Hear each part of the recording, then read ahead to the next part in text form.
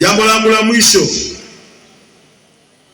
ninaomba Wanaarusha, Wallace Karia, rais wa TFF, kwa unyenyekevu mkubwa asimame tu apunge mkono, tupendane.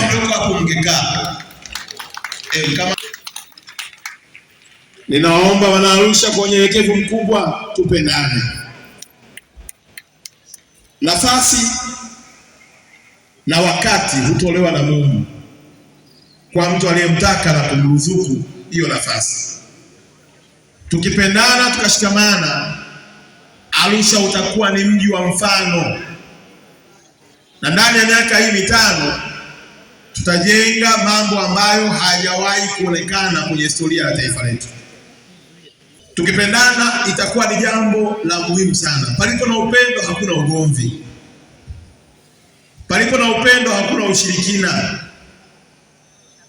palipo na upendo hakuna faraka, palipo na upendo hata yale mapungufu yanayokuwepo tunayafunika kwa upendo.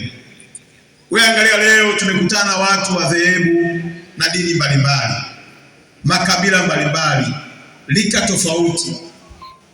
Hii ndio Arusha nayoitamani kuiona kama mbunge wenu.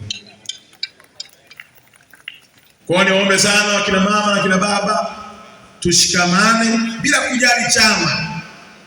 Kwa wakati mwingine vyama vinaweza kututenganisha, lakini bila kujali chama, tukishikamana tukawa wamoja, maendeleo tutayapata na kila mmoja atakula keki ya taifa.